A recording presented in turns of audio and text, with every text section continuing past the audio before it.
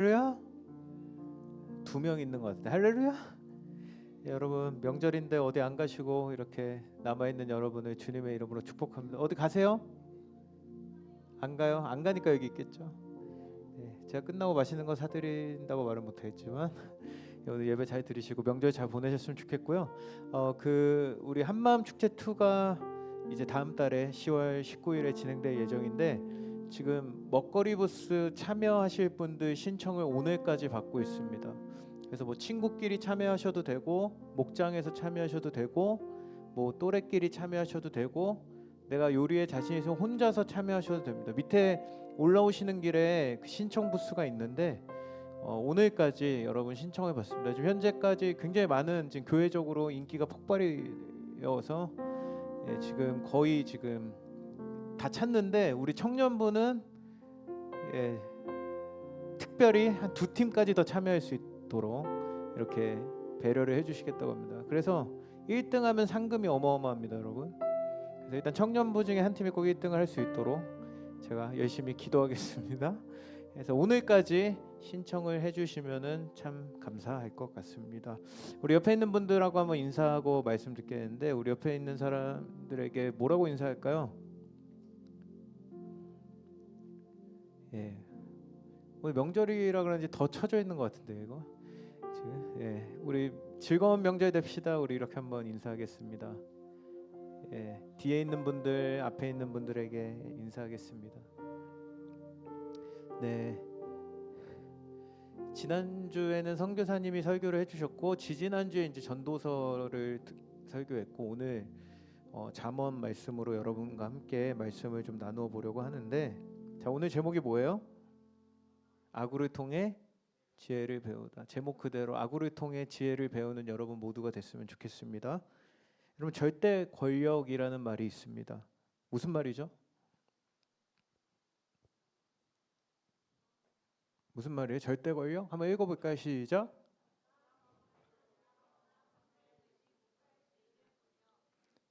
이것을 가진 사람을 절대 권력자라고 이야기합니다.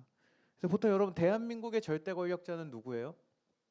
뭐 대통령이죠. 뭐 대통령을 비롯해 또 각 지도층에 있는 사람들이라고 할 수 있는데 뭐 한 조사에 의하면 뭐 중2병에 걸린 중2가 제일 무섭다는 이야기도 있고 뭐 요즘 MZ 세대들은 다 조심해야 된다. 이 사람들이 진짜 권력자다. 뭐 이런 이야기도 하더라고요.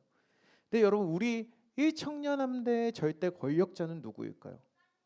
저 아니에요. 누구? 대박. 제가 선물 줄게요라고 하기 전에 대답을 했으니까 넘어가겠습니다.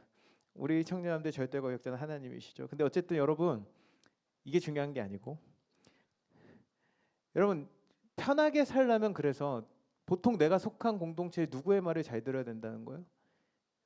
내가 속하는 공동체의 절대 권력자의 말을 잘 들어야 된다는 겁니다. 여러분 북한에 가면 누구 말을 들어야 돼요? 김정은이 여러분 친구예요? 뭐? 김정은의 말을 잘 들으면 편하게 살고 안 들으면 어떻게 돼요? 근데 북한은 잘 들어도 죽어나가더라고요. 굉장히 위험한 나라인데 여러분 가정에선 어떻습니까? 여러분의 가정에선 누가 가장 강력한 저요 누구예요? 대단하시네요. 여러분 저희 집의 절대 권력자는 누구일까요? 왜 이렇게 잘 알아요? 근데 여러분 제가 최근에 인스타를 잠깐 딱 틀었는데 이런 글이 제가 이제 육아 무슨 그거를 하나 이렇게 팔로우하고 있는데 이런 말이 갑자기 제 눈에 딱 들어온 거예요. 아내의 말을 잘 들어야 하는 이유 딱 하더니 한번 읽어볼까요? 시작.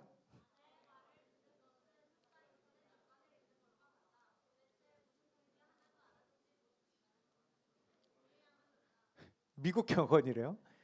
근데 너무 공감이 되는 거야. 알아듣지 못했지만 항상 동의해야 한다는 거. 자 여기 있는 일단 결혼을 하지 않았지만 우리 남자들 누구의 말을 잘 들어야 된다고요? 여자친구가 없는 거 이거 대답을 못하면 자 여자친구의 말을 잘 들어야 됩니다 여러분. 할렐루야.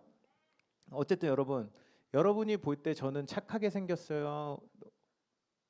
나쁘게 생겼어요? 짠 거 아닙니다, 여러분. 어쨌든 근데 뭐 어떻게 생각하시든 여러분 제 마음이 굉장히 착해요. 아, 믿던가 말든. 그래서 제가 집에서 저희 아이들에게 특별히 이제 막 화를 내거나 똑바로 된 훈육을 제대로 하지 못하는 성향입니다. 이제 그렇게 살다 보니까 저희 집 안에 서열이 정해져 있어요. 자, 1위는 누구일까요? 예, 제 아내가 이제 1위고 2위는 둘째가 서열이 더 높아요. 첫째보다. 첫째가 당하지를 못합니다. 굉장히 뚝심 있게 잘못하면 언니의 손을 거의 막 부러뜨릴 것 같이 막 힘을 막 이렇게 주고 있고 3위가 이제 저희 첫째 하운이고 4위는 다행히 애완동물이 없어서 저는 다행히 4위 자리에 랭크된단 말이에요. 이제 여러분 이런 서열 순위로 이제 한 5년 6년 정도를 이 친구들이 살다 보니까 우리 가정의 생태계가 어떻게 돌아가는지를 이제 깨닫기 시작을 한 거예요. 그래서 여러분 제가 백날 이놈 하든 야 하든 뭘 해도 무서워할까 안 무서워할까요? 그 어떤 위협이나 두려움을 느끼지 않는다는 겁니다. 굉장히 안타까운 상황이죠. 근데 엄마가 나타나면 어떻게 될까요? 순식간에 자기가 하던 것을 멈추고 순종할 준비를 한다는 거예요. 그냥 말하지 않아도 밥을 먹어야 되나? 씻어야 되나? 막 이러면서 눈치를 보기 시작한다는 겁니다. 왜 그러는 거예요, 여러분? 이 아이들은 이 집에서 엄마가 가장 무서운 존재라는 것을 그들은 이 친구들이 몸으로 체득하고 있기 때문이라는 겁니다. 자기들이 엄마의 말씀을 무시하고 엄마의 존재를 무시해봤자 피곤해지는 건 누구예요? 자기들이 이제 밥을 얻어먹을 수 없는 쫓겨나는 피곤해지는 인생이라는 것을 알고 있기 때문이라는 겁니다. 우리 또한 마찬가지인 것 같습니다. 우리가 인생을 잘 살아가기 위해서는 이 세상을 다스리고 있는 진짜 권력자가 누구인지를 아는 것이 너무나도 중요한 것 같아요. 여러분 우리가 살아가면서 우리는 어떻습니까? 늘 연약해서 세상 앞에서 흔들리기도 하고 조금만 문제가 발생하면 어려워지고 조금만 무슨 일이 벌어지면 쉽게 우리의 영혼, 우리의 마음, 우리의 생각이 와르르 무너져 내리는 연약한 삶을 살아갑니다. 왜 그렇습니까, 여러분?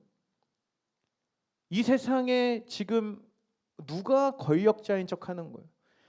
성경에서 말하는 절대 권력자처럼 보이는 사단이 우리의 삶의 그 모든 현장을 뒤흔들 때 우린 그때 절대 권력자를 인식하지 못하기 때문이라는 것입니다.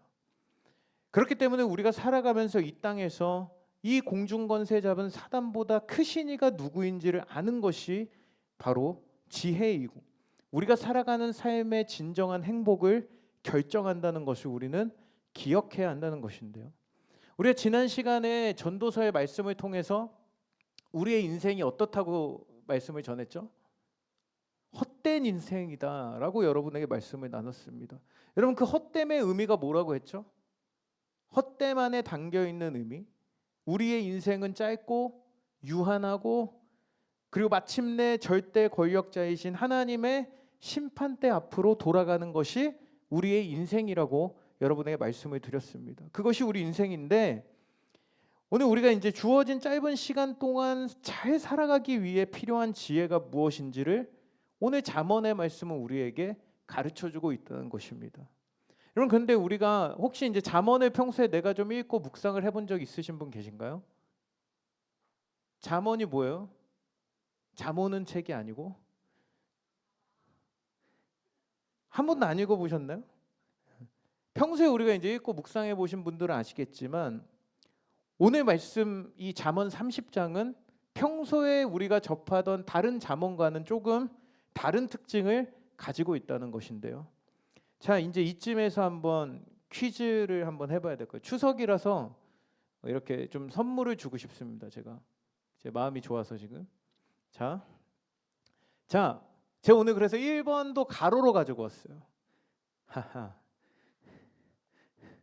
자, 일단 첫 번째 퀴즈. 자, 우리가 알고 있는 잠언은 대부분 누가 지은 성경입니까, 여러분? 와, 이 어려운 문제를 자, 지난 시간에도 얘기했듯이 잠언은 이제 누구의 윤리다라고 했죠? 솔로몬의. 원래 여기 지금 보기를 되게 재밌게 가져왔는데 넘어가겠습니다. 솔로몬이 이제 지은 잠언이라고 할 수 있는데, 자, 열왕기상 4장 32절에 보면 이런 말씀이 있습니다.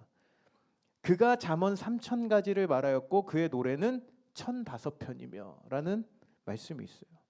여러분, 솔로몬이 왕으로 이스라엘을 통치하고 있을 때 3,000개의 잠언과 1,005개의 노래를 지었습니다. 근데 그 중에 오늘 우리가 가지고 있는 이 잠언에는 800여 개의 잠언이 수록이 되어 있다는 것인데요. 그래서 이제 이 잠언이 누구의 잠언이라고요? 솔로몬의 잠언이라고 이제 할 수 있는데, 근데 오늘 이제 본문 1절에 보면은 이거 퀴즈를 냈어야 되는데 누구의 잠언이라고 되어 있습니까? 선물 주고 싶었는데 안 되겠네. 방송팀이 띄워줬어요. 에이, 누구의 잠언이에요? 예, 아굴의 잠언입니다. 아굴의 잠언이라고 이제 선언하며 시작하고 있습니다. 자, 이제 가로에 아굴이라고 딱 적어주시면 돼요. 없나요? 알겠습니다. 자, 아굴의 잠언이라고 선언하며 시작을 하고 있는데, 오늘 이 본문 30장은 아굴이라는 사람이 지은 잠언이고, 오늘 읽은 30절 다음에 나오는 31장은 르무엘이라고 하는 왕이 기록한 내용으로, 오늘 잠언 전체에서 이 두 장의 성경은 부록이라고 할 수 있는 성경이라고 할 수 있습니다.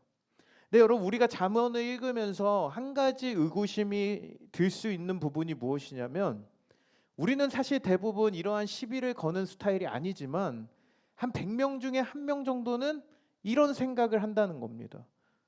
솔로몬은 어떤 사람이에요, 여러분? 지혜의 왕이라고 불립니다.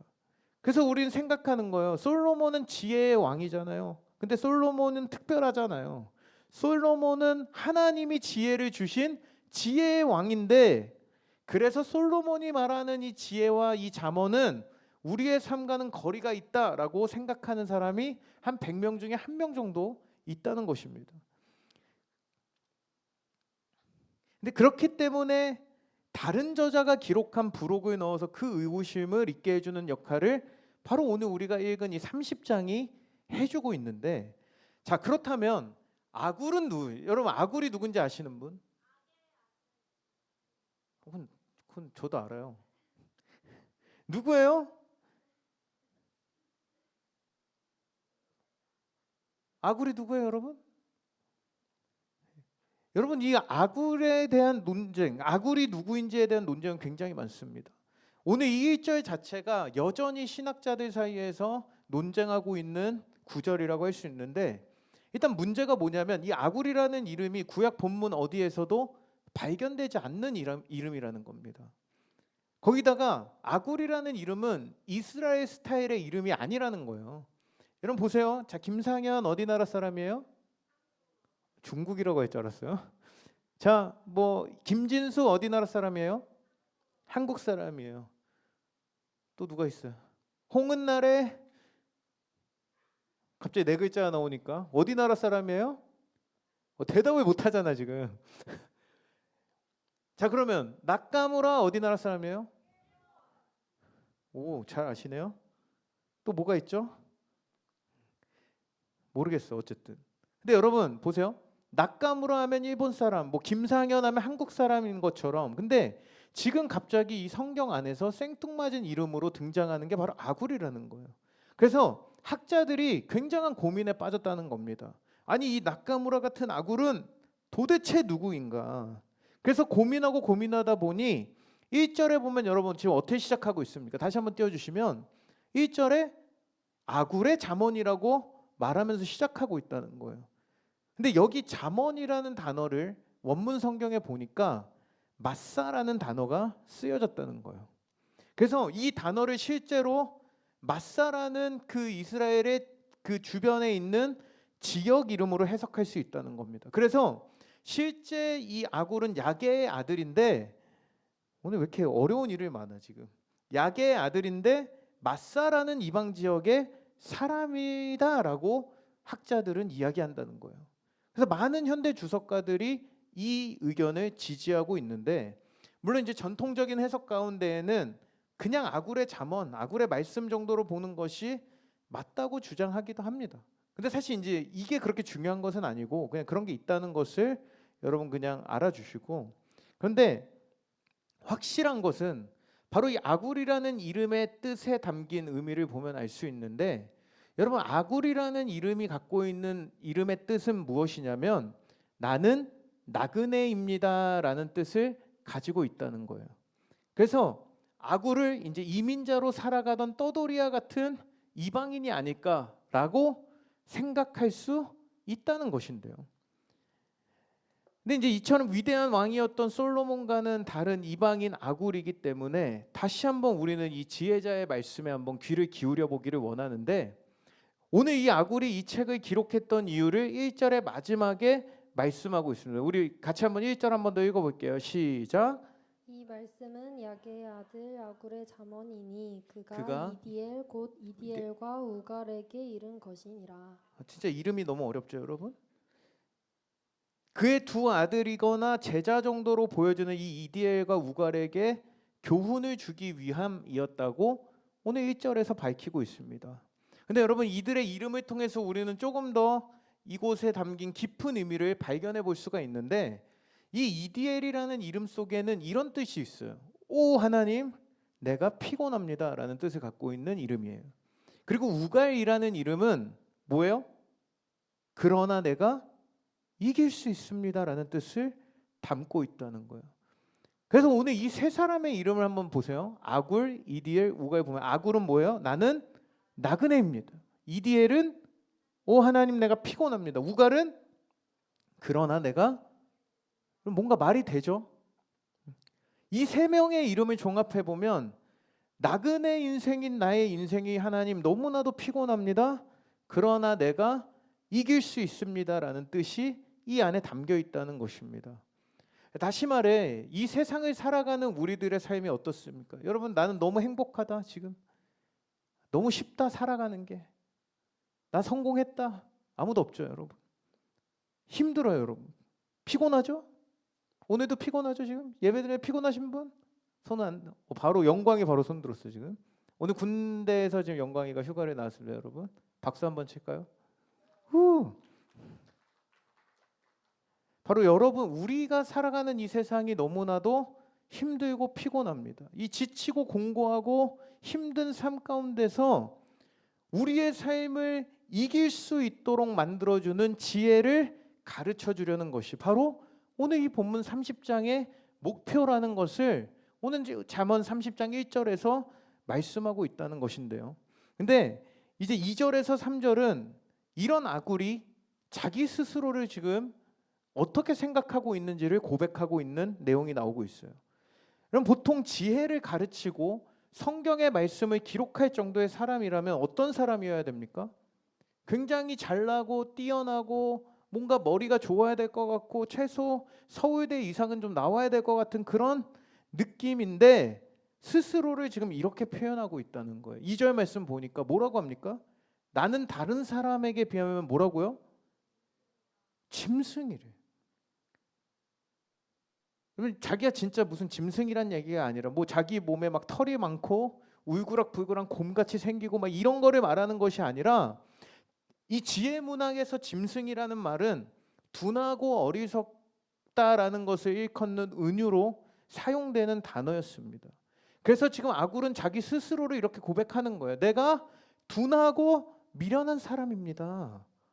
그러면서 말합니다. 2절에서 3절 보니까 내게는 사람의 총명이 있지 아니하니라. 나는 지혜를 배우지 못하였고 또 거룩하신 자를 아는 지식이 없거니와. 여러분 사람들이 갖고 있는 총명도 없고 배운 적도 없고 거룩한 자를 아는 지식도 없대요. 여러분 이것은 그냥 하는 말이 아니라 자신 스스로의 부족함을 인정하고 연약함을 솔직하게 고백하고 있는 내용이에요. 그럼 성경의 인물들을 보면 그 연약함을 드러내는 인물들의 이야기들이 등장을 해요. 대표적으로 베드로를 보면 어떻습니까? 결과적으로 그는 예수님을 부활하신 주님을 만나고 하나님 나라의 복음을 위해 목숨 바쳐가며 전도하며 설교하며 믿음의 인생의 위대한 삶을 살아갔지만 성경은 굳이 베드로의 연약한 모습들, 예수님을 3번이나 부인하고 떠나가는 그런 모습, 그리고 예수님을 믿지 못해 물에 빠져들어가는 모습들을 동시에 우리 가운데 묘사하고 있다는 겁니다. 왜 그렇습니까? 그것은 이 장면을 보는 모든 우리들의 삶의 모습이 이와 같다는 것을 성경이 우리에게 보여주는 것이거든요. 우리도 늘 물에 빠진 자처럼 허우적거리면서 사는데 베드로가 저렇게 살았으니 나는 괜찮아, 나도 엉망으로 살아도 돼 라고 생각하라는 게 아니라 결국 우리의 연약함을 깨닫고 그 연약함의 자리가 예수 그리스도의 은혜로 채워질 때 우리는 건짐받고 넘어져도 다시 일어날 뿐만 아니라 하늘의 풍성하고 부요한 지혜로 역전의 인생을 살아가게 하신다는 것을 우리에게 보여주려 한다는 것입니다.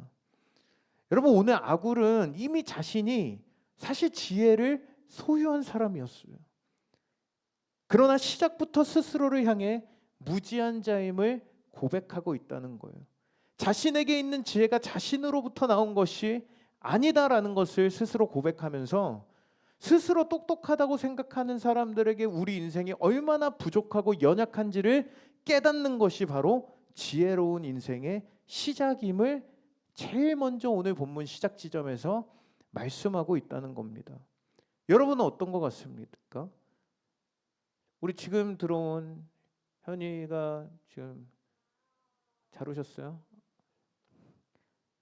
혹시 여기 토익 시험을 대충 봤는데 900점 이상 나오시는 분 계신가요? 일단 우리는 여기 적용 대상이 없는 것 같습니다. 할렐루야. 대학에서 시험 보면 A 아래로 나는 안 나온다.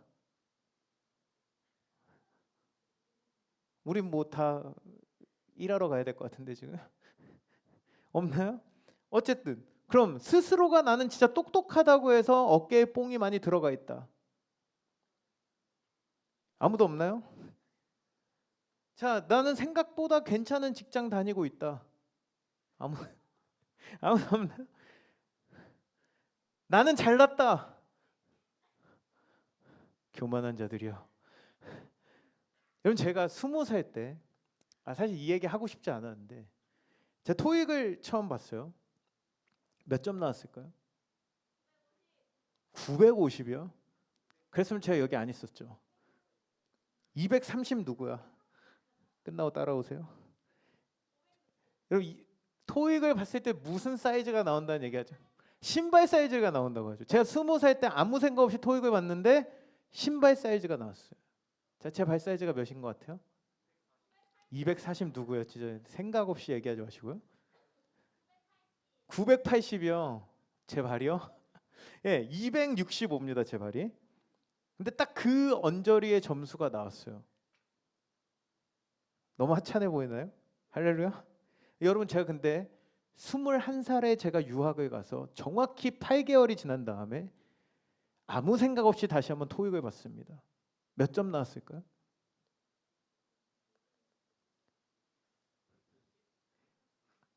그래 돈 들여서 어학연수 갔어요. 몇 점 나왔을까요? 제가 850점이 나왔어요. 잘 나왔죠? 그냥 봤어요, 여러분. 공부 안 하고. 이게 중요한 거예요. 그래서 여러분, 제가 그때 당시에 혼자 자아도취에 빠져 야, 토익 별거 없네. 야, 나 뭐 그 한번 문제집 한번 풀면 900점은 그냥 넘겠다 막 이러면서 엄청 잘난 체를 하고 있었던 거예요. 근데 여러분, 제가 막상 학교에 들어가서 수업을 듣는데 수업의 반도 못 알아듣겠는 거예요. 반이 뭐야? 한 30%도 못 알아듣겠는 거예요. 신학교에 딱 들어가가지고. 여러분, 제가 어학연수를 할 때는 다 고만한 사람들끼리 앉아서 각자 나라의 스타일의 그 아주 쉬운 영어들을 막 구사하기 때문에 서로 의사소통이 잘 돼요. 막 문법 다 틀리는데 서로 잘 알아들어요. 근데 막상 이렇게 학교에 들어가고 나니까 신학교는 특히 교수님들은 굉장히 고급 영어를 쓰시고 학생들조차도 자기들이 무슨 고급인 줄 착각을 하고 엄청 어려운 영어를 쓴단 말이에요. 그러다 보니까 제가 무슨 세미나를 하고 토론을 해도 한마디도 못하고 못 알아듣고 막 완전히 바보가 된 거예요, 제가. 그래서 그때 비로소 제가 나는 아무것도 아니구나. 난 진짜 영어 더럽게 못하는구나를 인정하기 시작했다는 겁니다. 여러분 혹시 우리 하는데 나는 좀 점수 잘 나오고 지금 손은 안 들었지만 영광이 혹시 뭐 훈련소에서 높은 점수로 혹시 뭐 훈련을 좀 누가 있어야 뭐 말을 이어갈 텐데 아무도 없어요. 뭐 진일이 뭐 시험 잘 봤니? 시험 안 봤네요. 근데 여러분 자기가 무지한지를 깨닫지 못하는 자들에게 우리가 아는 우리 소크라테스 형님께서 뭐라고 이야기를 했죠? 너 자신을 알라라고 말을 했다는 거예요. 우리 잠들기 전에 우리 옆에 있는 사람에게 너 자신을 알라 한번 고백해 볼까요? 너 자신을 알라. 시작. 너 자신이 얼마나 무지한 존재인지를 알라고 얘기하는 거예요. 여러분 제가 학교에 다녔던 학교의 신약 교수님이 세계적으로 굉장히 유명한 신학자셨는데 그분이 수업 시간에 이런 말씀을 해주셨어요. 박사는 내가 무엇인지 모르는 것이 박사다. 이건 굉장히 명언이죠. 내가 모르는 것이 뭐라고요? 내가 무엇을 모르는지 아는 것이 박사다. 내가 다 안다고 생각하는 사람이 무지한 자다라고 고백을 하셨습니다. 여러분 내 자신이 얼마나 부족한 사람인지 아는 사람이 그 부족함의 자리를 무엇으로 채워야 할지를 알 수 있는 가장 지혜로운 자의 삶으로 나아갈 수 있는 삶의 시작이라는 것입니다. 여러분 아굴은 바로 그런 것을 우리에게 오늘 본문의 시작부터 보여주고 있다는 거예요. 자신이 얼마나 부족하고 한계가 있는 존재인지 이것을 이미 깨달은 아굴의 자기 인식을 통해서 우리 인생이 지혜의 인생이 되기 위한 시작은 우리 스스로의 한계를 깨닫는 데서 시작한다는 그의 고백을 통해 발견할 수 있다는 것입니다. 사랑하는 여러분, 오늘 우리 모두가 우리 존재의 한계를 먼저 인정할 수 있는 저와 여러분이 되기를 주님의 이름으로 축복합니다. 여러분 자신의 한계를 깨닫고 고백한 아굴이 이제 이어지는 구절에서는 다음 단계로 지혜의 참 소유자가 되시는 분이 누구인지를 알아야 될 것을 교훈하고 있다는 겁니다. 여러분 아굴이 깨달았던 지혜의 소유자를 누구라고 지금 정의하고 있나요? 우리 4절에 보니까 이렇게 말씀해요. 우리 4절 한번 읽어볼게요.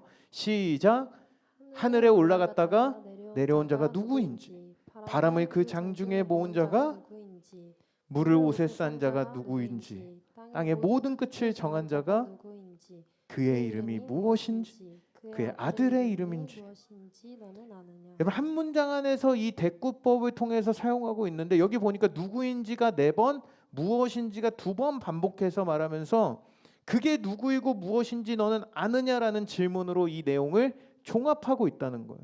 근데 여기 보면 하늘에 갔다 온 자, 바람을 장중에 모은 자, 물을 옷에 싼 자, 땅의 모든 끝을 정한 자가 누구인지 아느냐라는 이야기를 하는데 여기 잘 보시면 이 내용이 하늘과 땅을 연결하는 수직적인 관계와 땅의 모든 끝이라는 수평적인 축을 제시하면서 온 세상 온 우주 안에 일어나는 바람과 물을 통제하는 분이 누구인지 아느냐고 말씀하면서 결국 이 세상의 주인이 하나님이시다라는 것을 깨달아 알라는 것을 말씀하고 있다는 거예요.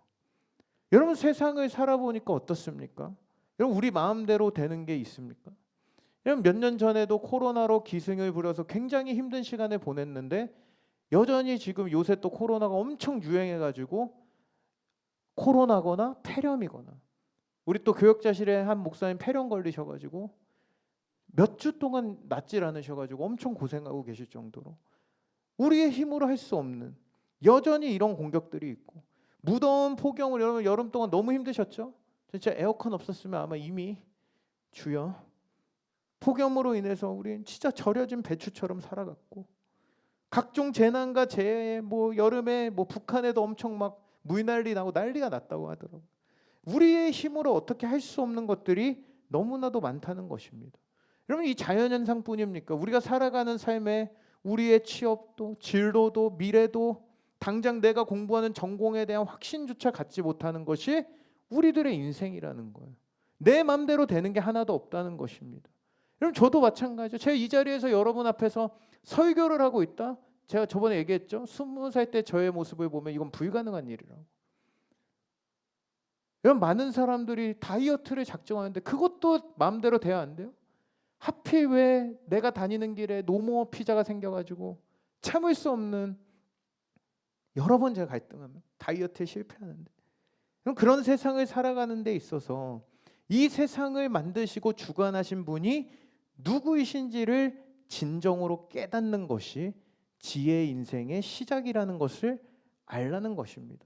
여러분, 그래서 잠언은 1장에서 시작하면서 뭐라고 선언하냐면 1장 5절에서 7절, 우리 같이 한번 읽어볼까요? 5절에서 7절 없나요? 없대요? 제가 읽어드릴게요. 지혜 있는 자는 듣고 학식이 더할 것이요 명철한 자는 지략을 얻을 것이라. 잠언과 비유와 지혜 있는 자의 말과 그 오묘한 말을 깨달으리라. 여호와를 경외하는 것이 지식의 근본이거늘 미련한 자는 지혜와 훈계를 멸시하느니라 라고 말씀하고 있다는 겁니다. 여러분, 그래서 우리의 인생에 그 세상을 다스리고 계신 여호와를 경외하는 것을 회복하는 것이 지식과 지혜의 근본이자 핵심임을 잠언 전체에서 가장 기본 전제라고 말하며 1장부터 이것을 강력하게 말씀하고 있습니다. 여러분, 어떤 인생을 살길 원하십니까? 미련한 자의 인생을 살고 싶다. 갑자기 호경이가 손드는 줄 알고 깜짝 놀랐습니다. 미련한 자의 삶을 살길 원하십니까? 지혜로운 자의 인생을 살기를 원하십니까? 여러분, 어떤 인생을 살고 싶어요?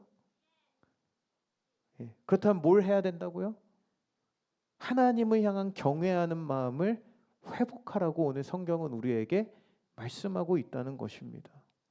오늘 이어지는 이제 본문 7절에서 9절에서는 그런 아굴이 드렸던, 이 참된 지혜를 깨달았던 아굴이 드린 기도가 이어서 등장하고 있어요. 오늘 이 기도까지만 딱 살펴보고 오늘 말씀을 마무리하려고 하는데, 자, 7절에 보니까 아굴은 두 가지를 구하겠다고 고백하면서 나아가고 있습니다. 우리 7절 8절 말씀, 8절을 우리 같이 한번 읽어보겠습니다. 시작. 곧 헛된 것과 거짓말을 내게서 멀리하옵시며 나를 가난하게도 마옵시고 부하게도 마옵시고 오직 필요한 양식으로 나를 먹이시옵소서. 자, 앞에 이제 밑줄 친 데만 보시면 첫 번째는 무엇입니까? 바로 헛된 것을 내게서 멀리하여 달라는 기도를 드리고 있습니다. 여러분, 여기서 헛된 것은 우상을 의미하는 단어가 사용되었어요. 바람과 같은 것들, 내 인생을 단단히 잡아주지 못한 것들, 그런 토대 위에 우리의 인생을 세워가서는 안 된다는 것입니다. 그래서 내가 우상에게 사로잡히지 않게 해달라고 아굴은 첫 번째로 구하고 있다는 거예요. 근데 여기서 우상은 여러분, 우리가 아는 어떤 금송아지, 뭐 홍콩에 가면 있는 그러한 어떤 동상들, 무슨 어떤 문을 지키고 있는 문지기와 같은 조형물만을 말하는 것이 아니라 우리의 마음속에 있는 하나님보다 더 소중한 가치로 자리하고 있는 것들, 내가 간직하고 있는 것들, 그런 모든 것들이 우상이라는 것입니다. 여러분에게 가장 큰 우상은 무엇입니까? 뭐라고요? 뭐가? 예? 집이 우상이에요? 지금 집을 사고 싶다는 줄 알고?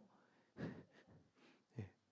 연예인이 우상이 될 수도 있고, 출세욕이 우상이 될 수도 있고, 집을 사고 싶은 게 우상이 될 수도 있고, 돈과 뭐 여러 가지 학벌과 이러한 것들을 헛된 것이라고 규정하면서 이것을 멀리해달라고 기도하고 있다는 거예요. 왜요? 그것을 따라가면 하나님과 멀어질 수밖에 없는 삶이 되기 때문에. 또 하나는 뭡니까, 여러분? 두 번째는 거짓을 멀리하게 해달라고 기도하고 있어요. 위기 상황의 위기를 모면하기 위해, 또 나를 있어 보이게 하기 위해 거짓을 말하는 것들, 나 이런 사람이야, 거짓된 말과 이런 행동은 역시나 어떻습니까? 하나님께서 기뻐하시지 않는 행동이기 때문에 우리는 하나님과 멀어지게 된다는 거예요. 그래서 아굴은 자신의 지혜의 길이 아닌 악인의 길, 이 미련한 자의 길로 나아가게 하는 이 거짓에서 떠나가게 해달라고 오늘 이 두 가지의 기도를 먼저 드리고 있었다는 것입니다. 그리고 이 기도와 함께 이어지는 기도가 무엇입니까? 아까 다 읽었는데, 나를 가난하게도 마옵시고 부하게도 마옵시고 오직 필요한 양식으로 나를 먹이시옵소서 라고 말하고 있어요. 우리는 사실 기도할 때 어때요? 하나님 나를 부자 되게 해주십시오. 하나님 내가 좀 성공하게 해주십시오라고 기도를 하는데 이 친구는 아니죠. 아굴은 가난하게도 말고 부하게도 말고 필요한 양식만을 달라는 거예요. 가난은 그렇다 쳐도 좀 부자 되는 거는 참 좋을 것 같은데 그렇게도 하지 말게 해달라고 말하고 있어요. 근데 그 이유를 9절에서 말하고 있는데 그 이유가 무엇입니까? 우리 한번 같이 읽어볼게요. 시작. 혹 내가 배불러서 하나님을 모른다. 여호와가 누구냐 할까 하오며 혹 내가 가난하여 도둑질하고 내 하나님의 이름을 왜 그렇다는 거예요? 내가 배불러서 하나님을 모른다고 할까 봐. 내가 하나님의 이름을 욕되게 할까 봐. 그렇기 때문에 나에게 일용할 양식만을 허락해 달라고 기도하고 있다는 겁니다. 여러분, 하나님은 출애굽한 이스라엘 백성들이 광야로 갔을 때 만나를 내리실 때도 그날에 필요한 양식만을 내려주시고 남는 것은 썩어 없어지게 하셨다는 거예요. 왜 그랬습니까? 하나님만 의지하게 하시려고. 그날의 양식을 통해 하나님만을 의지하게 하시려고. 예수님은 주기도문에서 일용할 양식을 달라고 기도하라 하시면 매일매일 주님께서 주시는 영과 육의 일용할 양식에 만족하며 살아가도록 말씀하셨다는 거예요. 여러분, 우리가 사는 이 자본주의 시대에서는 돈이 우리를 전능하게 해준다고 늘 우리에게 속삭이고 있어요. 그런데 부유해지면 질수록 우리 인간은 연약해서 어떻습니까? 좀 전 9절에 말하는 것처럼 하나님을 잊어버리게 될 확률이 계속해서 올라간다는 거예요. 여러분, 돈이 생기면 어때요? 지금 돈을 벌고 계시는 분? 자, 돈을 벌면 어때요? 돈을 버니까 너무 하나님이 사랑스러워져요? 일부러 그러는 거지. 내가 할 수 있는 일들이 늘어나면 늘어날수록, 내가 관심을 가지는 것들이 늘어날수록 자꾸만 우리는 하나님과 멀어지게 되는 경우가 너무나도 많다는 거예요. 물론 우린 돈이 없어도 하나님을 찾지 않는 게 문제이긴 합니다.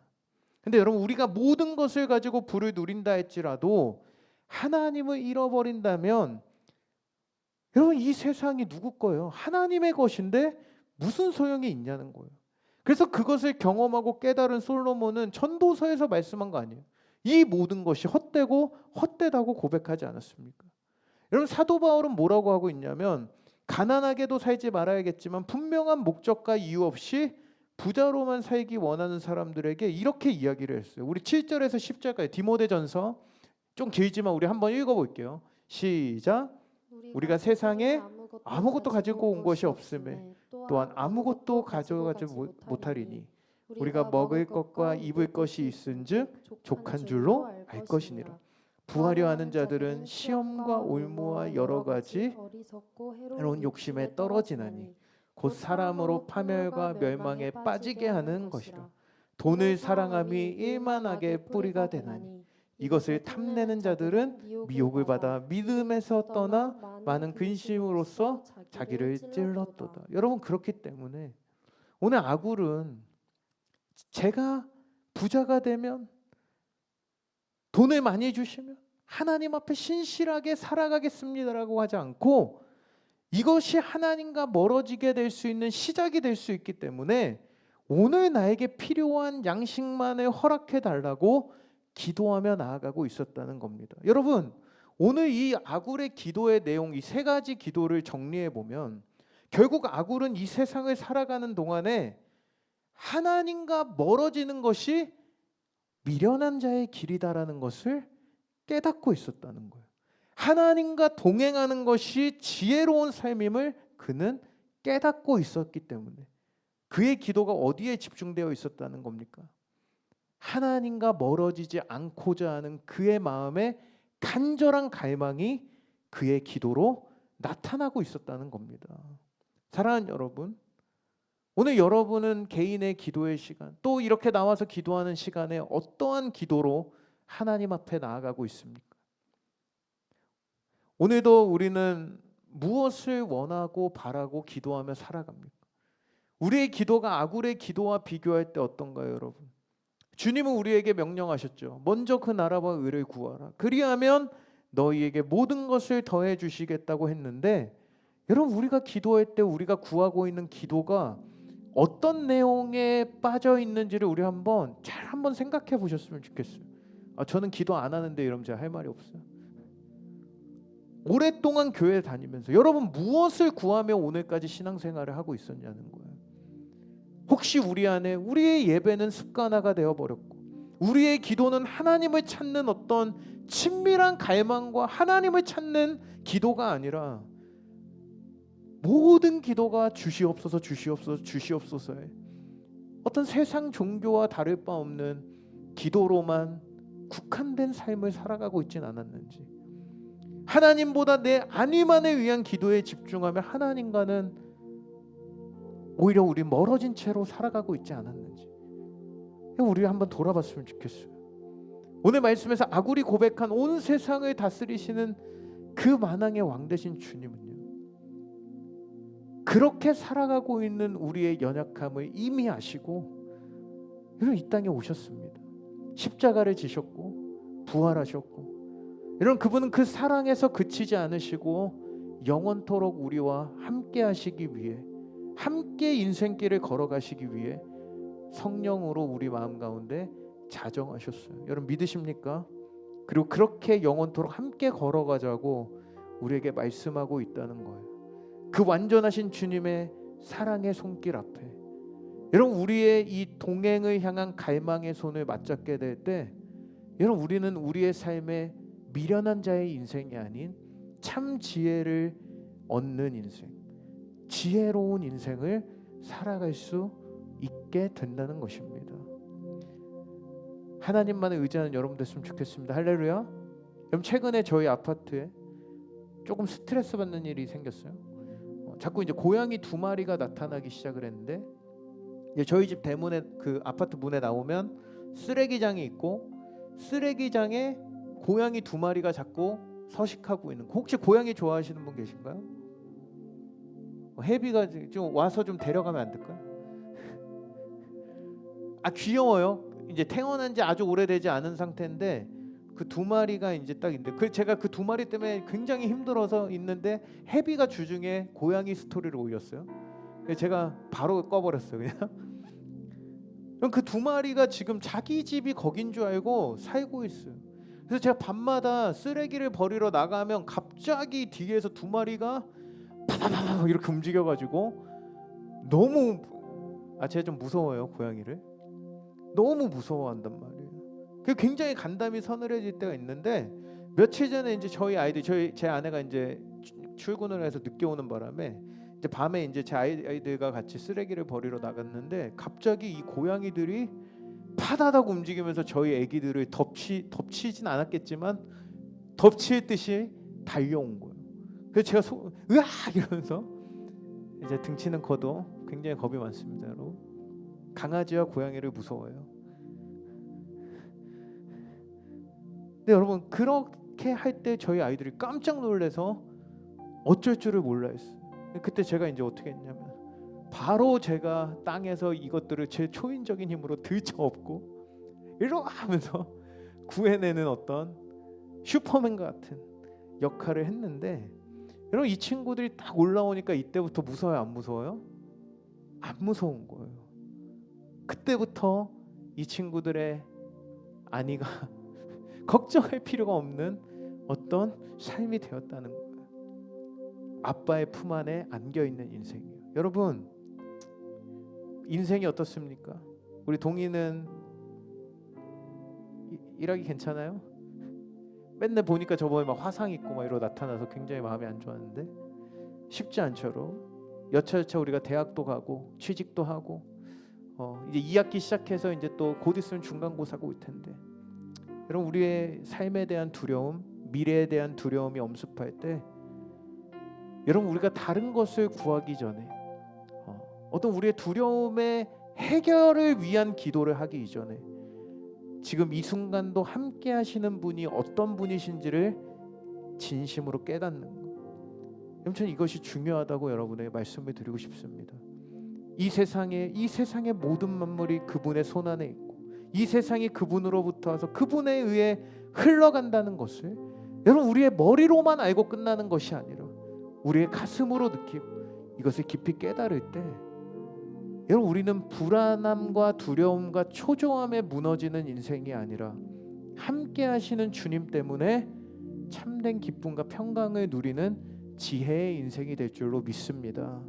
사랑하는 여러분, 오늘 말씀을 마무리하면서 오늘 아굴의 이름의 뜻이 뭐라고 했죠? 처음에 나는 나그네입니다. 제 전도서의 마지막도 우리의 인생은 나그네 인생이라고 결론을 맺었었는데요. 여러분, 전도서에서도 나눴듯이 이것이 우리의 인생임을 기억하는 것. 나그네 인생. 세상을 부러워하지도 너무 많이 가지려고 욕심내지 않고 흘러가는 대로 주님과 함께 걸어가는 인생. 우리가 좀 성적이 모자라도 회사가 좀 마음에 안 들어도 하나님과 친한 것이 우리의 기쁨이 되는 인생. 예수님과 함께하기 때문에 우리의 입술에 찬양이 넘쳐나는 인생을 살아갈 수 있다면 여러분, 그 하나님이 우리를 보시며 얼마나 기뻐하시겠습니까? 오늘 그렇게 살아가다 하나님이 물질을 주실 때, 하나님께서 우리에게 명예를 주실 때 그것을 여러분 우리는 귀하게 사용하면 되는 거죠. 여러분, 그렇게 하실 주님을 신뢰하십니까? 오늘 미련한 자의 길에 서는 것이 아니라 참 지혜자이신 주님 앞에 우리의 존재를 다시 한번 깨닫고 지혜의 근원 되신 주님과 날마다 친밀한 동행을 통해 여러분 한 번 사는 인생에 하나님의 꿈을 멋지게 이뤄가는 지혜로운 인생이 되시길 주님의 이름으로 축복합니다. 할렐루야. 우리 같이 한번 자리에서 일어나셔서 오늘 이 찬양의 고백과 함께 우리 오늘은 딱 한 가지만 위해 기도하고 마치려고 하는데요. 우리 아까 했던 찬양 주의 자녀로 산다는 것, 이 가사를